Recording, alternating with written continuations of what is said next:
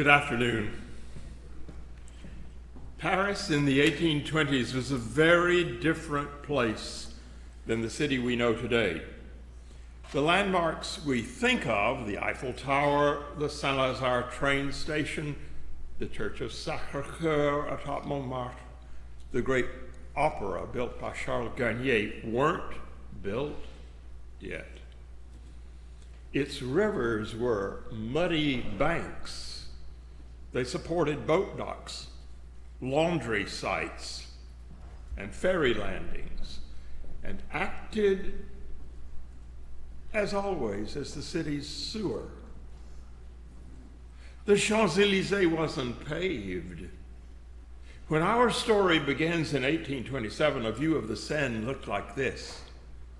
Yet with a population of 750,000, Paris was twice as big as Vienna and about to become Europe's new focal point for the arts.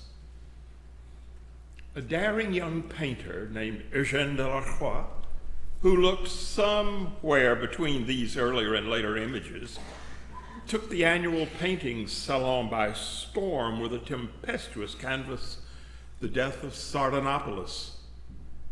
Its wildly up-tilted perspective, the jumbled composition, and woman about to get her throat slit caused a sensation, to put it mildly.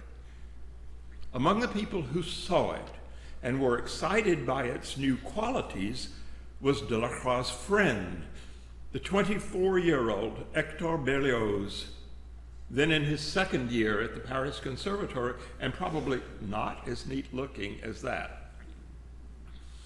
He had failed a competition, and by constantly breaking rules, managed to alienate the conservatory's director. So things weren't looking good for him when he chanced to attend a couple of productions at this theater by a troupe of English-speaking actors. Mind you, Berlioz knew not one word of English. But what he saw struck him like lightning.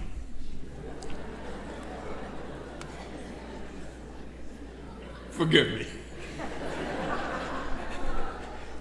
The plays being given their French premieres were William Shakespeare's 300-year-old Hamlet and Romeo and Juliet. Most of the audience was appalled by a stage littered with corpses at the end of Hamlet and by the deaths in full view of both hero and heroine at the end of Romeo and Juliet. The reason: French theater exiled such horrible events off stage so that exalted poetry describing them could be spoken on stage. But the impact on young Berlioz of the gore and the tragedy was secondary to that of the actress who played Juliet and Ophelia, Harriet Smithson. So smitten was he by her that Berlioz attended night after night, following the playbook in English and doing his best to assimilate the havoc-inducing dramas. Watching her perform, he said, left him hardly able to breathe, as though an iron hand gripped him by the heart. He said he was lost.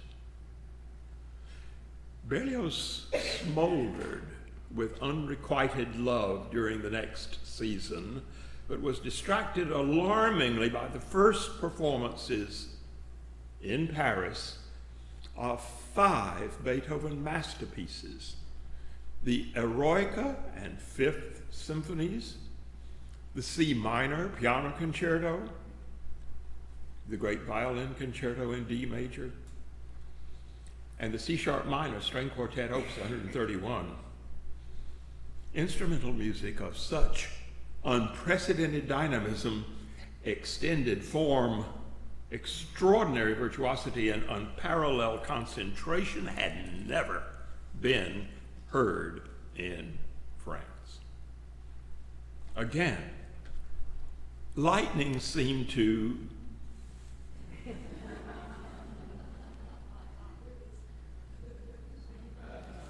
strike Berlioz. The soundtrack didn't come up, but you get the idea.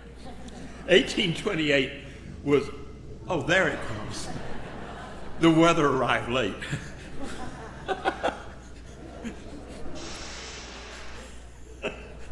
1828,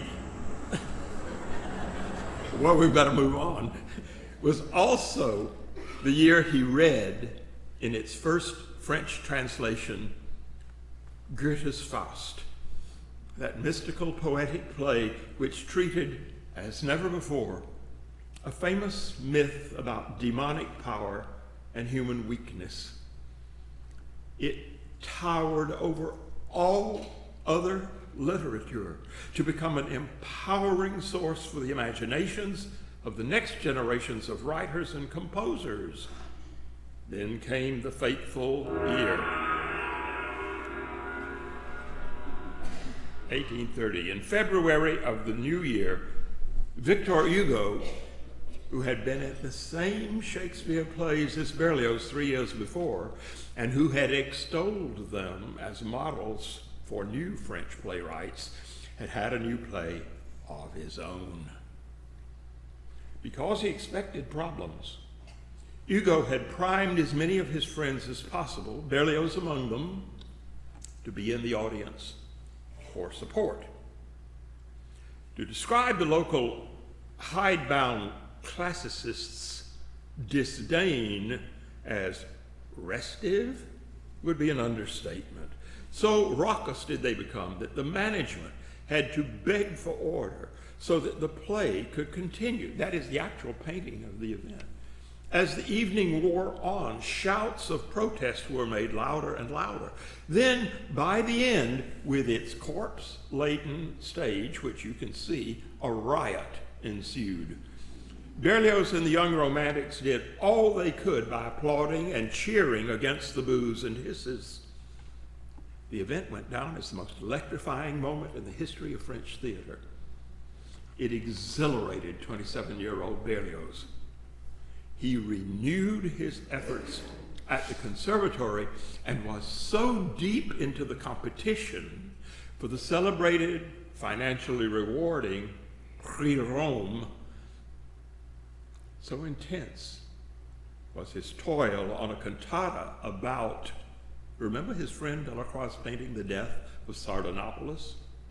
About the events it depicted. So intense indeed, and in such isolation, he and his fellow competitors were locked in their rooms for 25 days.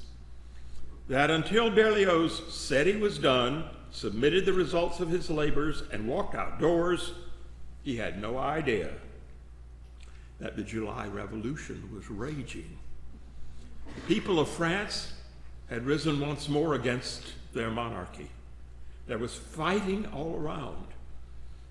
The excitement and danger were tremendous, and when the revolutionaries succeeded and the tricolored flag hung victoriously everywhere, Delacroix, who hadn't been a participant on the barricades, proclaimed, "If I haven't fought for my country, at least I'll paint for her."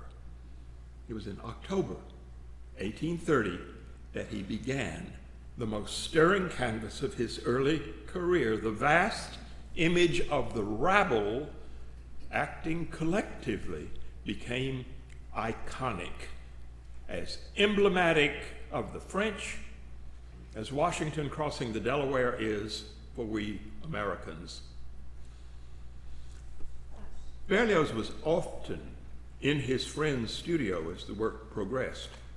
The two talked about each other's work. This painting and the bravely adventurous piece for orchestra on which Berlioz was working. Meanwhile, another romantic explosion occurred in the literary world. Stendhal's novel, The Red and the Black, an ardently psychological social satire. Later, considered so submersive, the Brazilian government burned it. We're talking revolution here. Stendhal had created a new genre, the psychological novel, and our evening's hero, Hector Berlioz, was creating a new kind of symphony at the same time. The work was ready by early December that year, episode in the life of an artist, or as the world knows it, Symphonie Fantastique, the reason we are here today. Although in the meantime, at the end of August of the next year, Berlioz had won the Prix de Rome with his flamboyant cantata, which got performed disastrously in October. This piece didn't get off the ground when intended. Berlioz's efforts to get it performed on November the 7th flopped. The event finally took place in the Conservatory's auditorium with more than 100 players under the direction of this man, François Abinek. Coincidentally, he had conducted the performances of the Beethoven works in 1827 and 28, which Berlioz had heard with such mind-blowing astonishment. The afternoon's program, for which Berlioz faced all costs, was enormous. The world's first all-Berlioz concert. It began with an overture, followed by 2 Irish melodies, the cantata The Death of Sardanapalus, a violin solo played by his friend Chrétien Urgent, and ended with the 50-minute Symphonie Fantastique.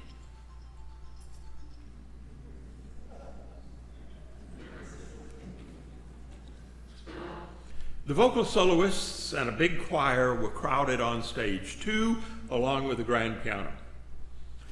The hall contained a relatively small audience of Berlioz's friends, admirers, enemies, members of the press, and curious citizens. There was a reason for that. There was a terrible rainstorm that day which compromised attendance. Everyone there had had a chance to read the unusual piece's verbal description, supplied ahead of time by the composer to local newspapers. The printed version, which the audience received upon entering the hall, looked like this. Well, that was a first.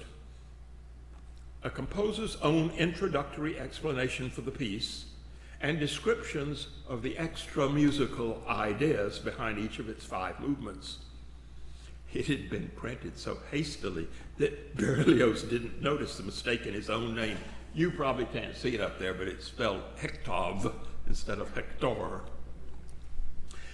That may have distracted a few people, but what must have caught the attention of even those who had read the papers was the oddity of the titles for each movement, ever so different from the usual allegro, minuet or scherzo, adagio, and allegro of earlier symphonies.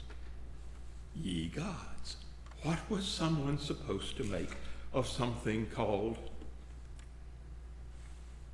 reveries, passions? A glance at the program would tell them that a love-struck young musician in a fit of anguish, having attempted suicide by a drug overdose, has plunged himself into hallucinatory fantasies. There are 5, a movement apiece. Good grief. The second, some kind of illusionary waltz. The third, a veiled, drowsy landscape in which narcotic musings take place. The fourth, a bizarre striding toward execution for an imagined murder. And the fifth, a diabolical orgy. Present in each, a melodic line representing the cause of the would-be suicide's obsession. It is what Berlioz called the work's idée fixe.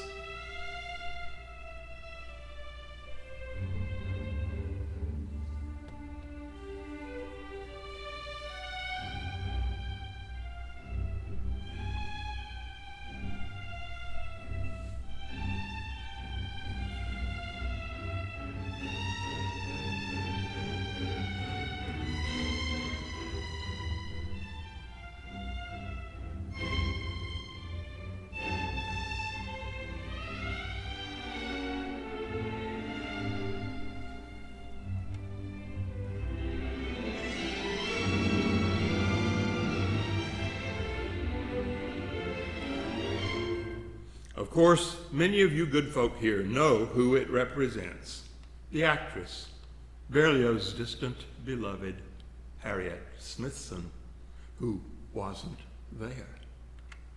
Her woozy theme links the movements of the Symphony of Fantasies.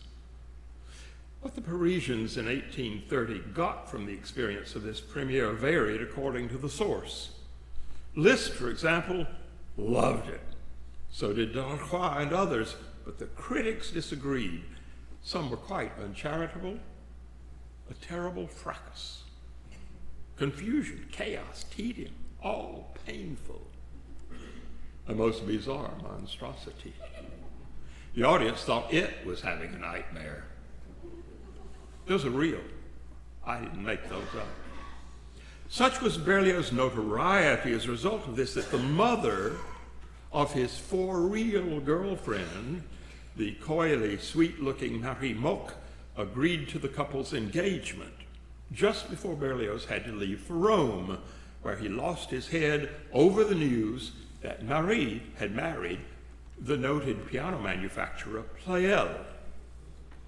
In a rage, prompted in part by the idea that she'd given her physical favors to another, having denied them to him, Berlioz planned to return to Paris dressed as a maid in order to shoot her, her mother, and her husband. He bought the pistol and took the boat. What happened thereafter you can read in any biography. Spoiler, nobody ended up dead. Berlioz did return to Paris in 1832 and staged a phenomenally successful second performance of his symphony, shown in caricature here. That's how remarkable the event proved to be.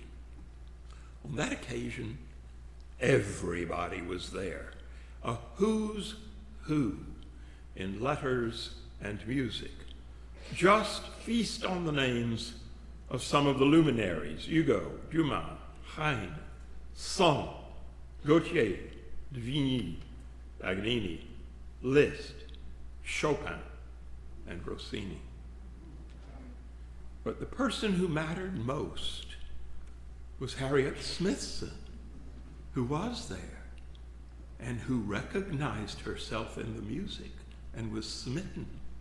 She exclaimed, "Oh God, it's of me he speaks. He loves me." Berlioz rushed to her side. They married within the year and lived miserably thereafter. But the symphony made its way under Berlioz's baton everywhere. He led concerts from London in the west to St. Petersburg in the east, establishing himself as the world's preeminent conductor by setting the highest standards for orchestral performance of his day. The American firm of Steinway offered him 100,000 francs for a tour over here, but he turned it down. He turned out instead a masterpiece of a book, his treatise on orchestration. It became every composer's Bible, and as updated later by Richard Strauss, remains one of the most important works of its kind. His fantastic symphony opened the way to new freedoms for musical forms, to unheard of, undreamt of combinations of instruments, to timbral effects belonging to the distant future, to levels of performance virtuosity in the orchestra and on the podium never achieved before, to a sense of engagement and excitement on the part of audiences which has hardly been surpassed, and to the fertilization of imagination of generations of composers to the present day. If you recall, today is the 14th of this month. The 14th of next month might be an appropriate day to celebrate with your beloved, listening to a good recording of what we celebrate today, possibly the world's most famous Valentine. Now, to this day's event. That, of course, is the young genius of keyboard wizardry, Franz Liszt. He was introduced to the composer Berlioz on the eve of that terrifyingly original new symphony's premiere. Berlioz was 9 years the elder of Liszt in 1830.